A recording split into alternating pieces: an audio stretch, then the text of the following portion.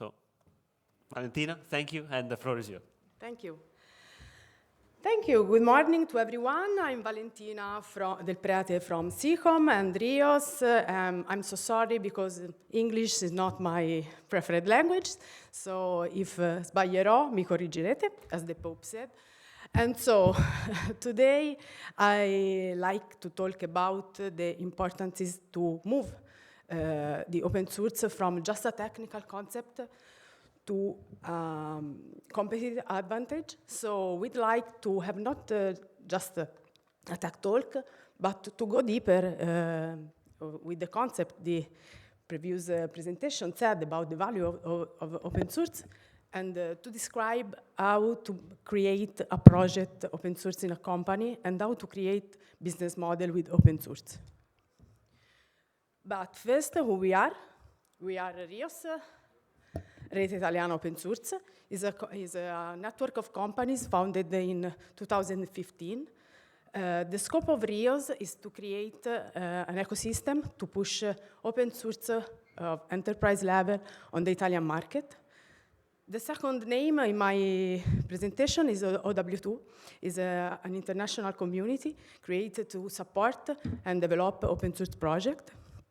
And now I speak about OSPO Alliance, that is a European network founded in 2021 with the scope to create an OSPO adoption framework, the one we will see in the presentation. So we have seen in the presentation before mine that now open source is mainstream. We have a lot of problems related to big tech and so on. So we have to answer to many important questions. Some of that is who control intelligence in AI, who own our data, are we dependent of tech monopolies? And the companies are answering, choosing open source. You can see some number, but presentation before me spoke about that. 29% of companies are starting to see open source as an alternative to tech monopolies.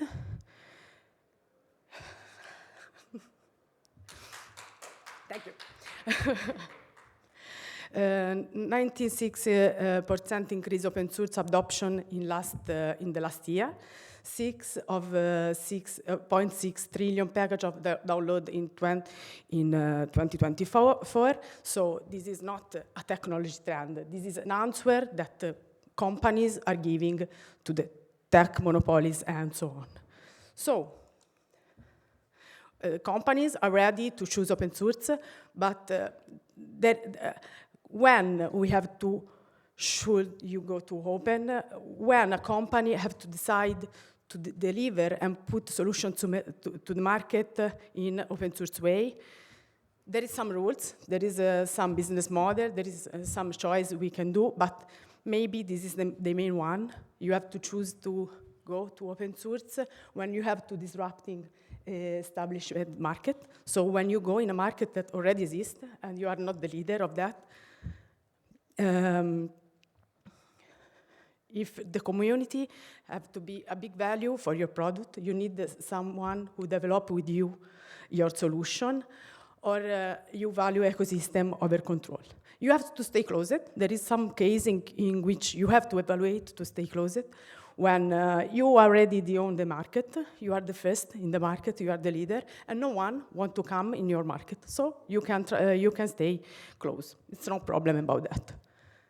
But it's very important to understand that monetize open source is not the same to monetize closed solution, closed product, and so on. You have to move your mindset, moving through selling. Just a moment. To selling transaction have to become to sell a relationship. To have to move to create and push product to push trust. You have to move from lock-in to daily choice I always say in Italian better than in English that everyone every day have to choose to work with us because we have not a product, we have not a lock-in, we have just a trust relationship with our customer. So we have to create the trust in which the customer have to choose us day by day.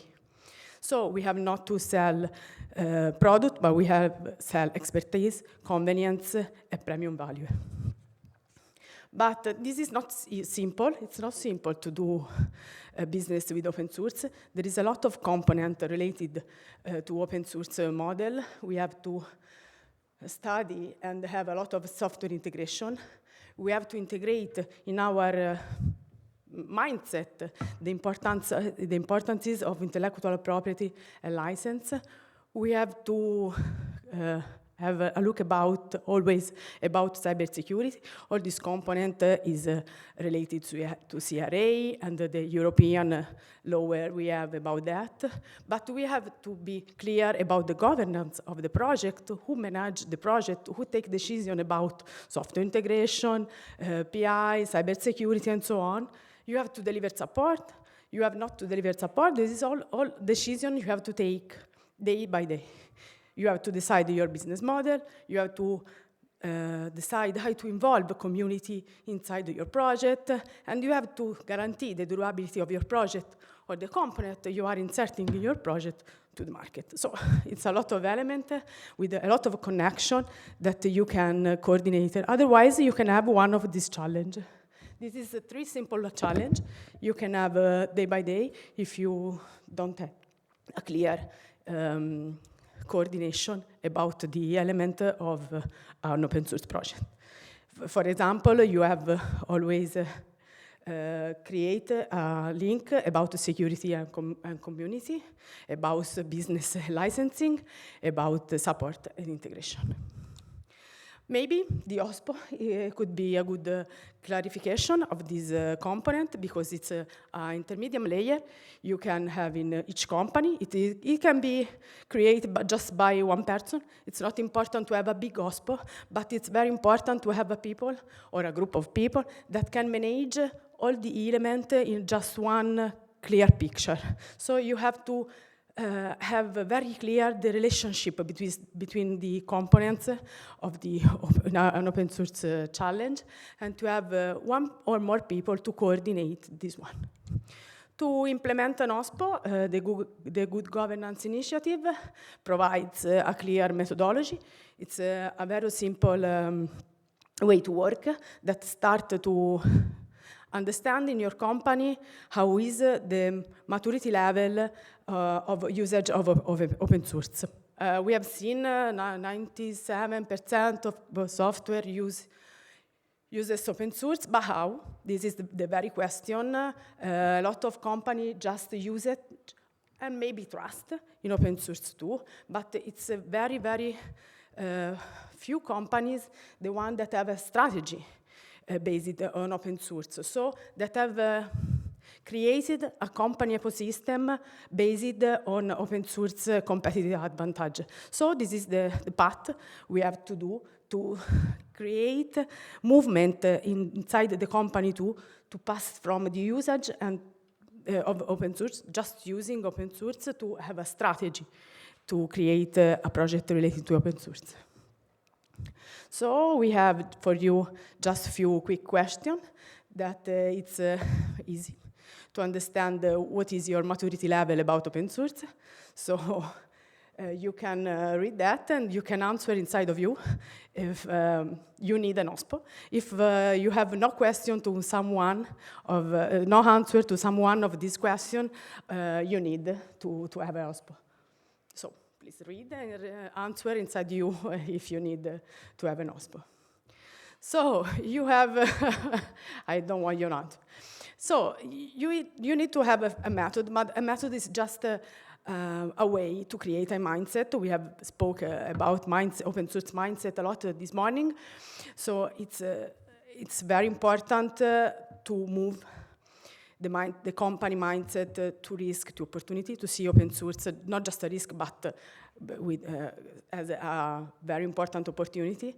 from compliance to strategy. We have not to be just open source because law request or so on, but we have to create a strategy. We have not to be just a open source consumption. We have to be participant in the community, but also in the development of business model.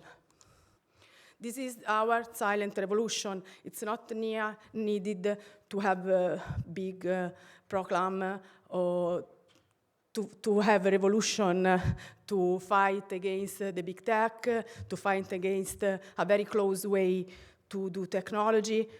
It's just, it's more simple. We have just to start to have the right little decision to create an open source ecosystem in your company to start, and then step by step diffuse the open source ideology. Thank you, and sorry for my English.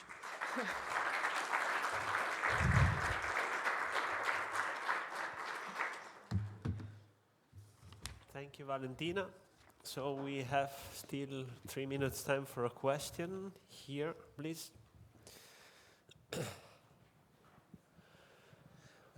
Thank you very much. I appreciate your notion of businesses to contribute to open source project, not to consume only, but also to participate. The way I know participation is usually on an individual level and not on a business level. Maybe it's a stupid question, but how do I contribute as a business and not as an individual? It's not at all a stupid question. We always, in our company, that is a social benefit companies and so on, we always say to our technician, you have to propose open source and to Ribalti, to move the benefit of open source, not just for the company that use open source for the customer, but you have to move the open source benefit to the end user. So you can choose to have, I make a more easy example. There is a lot of company in Italy too that have used a solution open source, but for example, close the admin console for the customer, create login also if release open source product.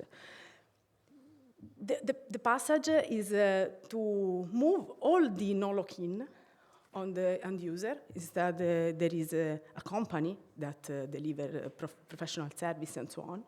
So the end user, the user of the open source solution can choose day by day if change fornitore, purchaser, and so on.